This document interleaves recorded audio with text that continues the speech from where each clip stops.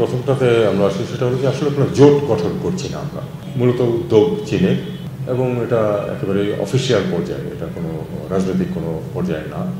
এটা একটা ওখানে তো একটা আপনারা জানেন যে একটা এক্সিবিশন হচ্ছিল, সেটার সাইডলাইনে 3 দেশের পররাষ্ট্র সচিব, অতিরিক্ত সচিব পর্যায়ের 3 জন মানুষ বসে আলাপ আলোচনা করছে এবং আলাপ আলোচনা কিন্তু পুরোপুরি ছিল কানেক্টিভিটি, তারপরে ব্যবসা বাণিজ্যের বৃদ্ধি, এগুলি বিষয় নেই। এখানে কোনো ধরনের কোনো ওই আপনার যে জোট গঠন যেটাকে বলছে সেরকম ধরনের কোনো কিছু এটাতে ছিল না। এটা নিতান্তই একটি প্র্যাকটিক্যাল কিছু সুযোগ সুবিধা সৃষ্টির ব্যাপার। আমার মনে হয় না এটাকে এর চেয়ে বেশি আর কোনো গুরুত্ব দেওয়া উচিত। এইভাবেই এটাকে আমাদের দেখতে হবে। আসলে কোনোটাই ডিনাই করার প্রয়োজন নেই। আমরা আমাদের যেটুকু উল্লেখ করেছি এটাতেই বোঝা যায় যে আসলে এটা কোনো ওইরকম স্ট্রাকচার্ড বড়সড় কোনো ব্যাপার ছিল না। আসলে প্রত্যেকটা দেশে নিজস্ব দৃষ্টিভঙ্গি থেকে এটাকে একভাবে দেখেছে, আমরাও তাই করেছি। এটার যদি ভবিষ্যতে কোনো অগ্রগতি, কোনো যদি আরও কিছু হয় তখন আপনারা সেটা জানতে পারবেন। যদি এই ব্যাপারে কোনো আরও স্ট্রাকচার কোনো কিছু হয় সেটাও আমি আপনাদেরকে সময় মতো জানাবো। এটা অবশ্যই তৃতীয় কোনো পক্ষকে টার্গেট করছে না, এটুকু আপনি আপনাদেরকে নিশ্চয়তা দিতে পারি। টার্গেট করার কোনো ব্যাপার এখানে নেই। এরকম আরও কোনো দেশ যদি ট্রাইপার্টাইট মিটিং করতে চায় আমি তো কোনো সমস্যা দেখি না, সেটা আমি করতে রাজি আছি। ধরুন থিওরিটিক্যালি ভারত যদি করতে চায় যে ঠিক আছে নেপাল, বাংলাদেশ এবং ভারত একসাথে বসুক ওই কানেক্টিভিটি ইত্যাদির ব্যাপারে আলাপ আমি কালকেই রাজি আছি এটা করতে, কোনো সমস্যা নেই। ব্যাপার কি এই ধরনের মিটিং বিভিন্ন সময় বিভিন্ন কিছু হতেই থাকবে। এটা যেহেতু চীন এবং পাকিস্তান ছিল এই কারণে আপনারা হয়তো মনে করছেন যে এটা হঠাৎ করে কেন হলো এরকম। যদি এটা এমন 3টা দেশের ব্যাপারে হতো যেখানে আসলে এ ধরনের কন্ট্রোভার্সি আপনাদের মনে থাকতো না, তাহলে হয়তো এটা লক্ষ্যই করা হতো না। না, ট্রাইপার্টাইট ব্যাপারে তো ডিনাইট করা গেছে, 3 পার্টিতে একসাথে বসেছে।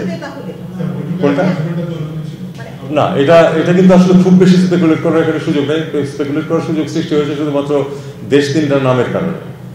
এছাড়া কিন্তু বাকি সবকিছু এটা একেবারেই এমন ছিল, এমন ইনকিউজ যেগুলি নিয়ে আসলে স্পেকুলেট করার কোনো সুযোগ নেই। ব্রিটেনের একটা বিষয়টা হলো যে এটা অফিসিয়াল ভিজিট ছিল বলে ওই পক্ষ থেকেও বলা হয়েছে, আমাদের পক্ষ থেকেও বলা হয়েছে, এটুকু কিন্তু বলা হয়েছে, কোনো সন্দেহ নেই। এবং যুক্তরাজ্যের পক্ষ থেকে বলার পরেই আমরা এটা কনফার্ম করেছি।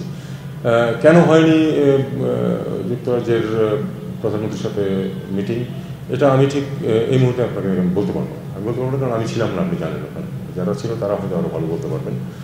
তবে বাস্তবতা হচ্ছে যে মিটিংটা হয়নি, এটা আমার দেশে এটা দায় কেউ নেয়নি না, কারণ হলো না। এখন তারা কখনোই কিন্তু এতটা সময় মিটিং এরকম কনফার্মেশন আমরা পাইনি। তবে অফিসিয়াল ভিজিট এটা বলা ছিল, কাজে আমরা প্রত্যাশা ছিল যে হয়তো এই মিটিংটা হবে।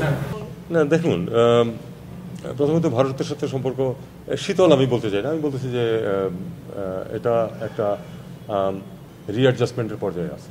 আমরা এটাকে এভাবেই দেখি, রিঅ্যাডজাস্টমেন্টের পর্যায়ে আছে এবং এ ব্যাপারে আমাদের সদিচ্ছার কোনো অভাব নেই। এটুকু আমি এখানে থামবো। মিয়ানমারের সাথে যেটা সম্পর্ক সেটা তো আপনারা জানেন যে আসলে মূল মিয়ানমারের সাথে আমাদের তো কোনো সংঘাতময় কিছুই নাই, একমাত্র রোহিঙ্গা ইস্যু ছাড়া।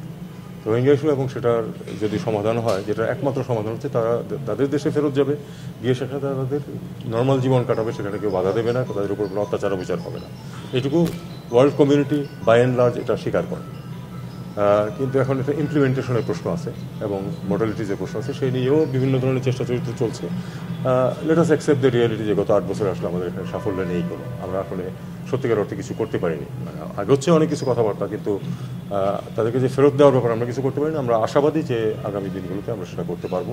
আমরা এটাও জানি যে মিয়ানমারের প্রচুর পরিবর্তন সংঘটিত হয়েছে গত 2-3 বছরের মধ্যে, এবং বিশেষ করে আমাদের যে মিয়ানমারের সাথে আমাদের যে বর্ডার, সেই বর্ডারে তো ব্যাপক পরিবর্তন হয়েছে। কাজেই এটা সব কিছু মিলিয়ে খুবই জটিল একটা পরিস্থিতি। আমরা চেষ্টা করছি এটা যতটুকু তাড়াতাড়ি সম্ভব এই সমস্যার সমাধান করতে।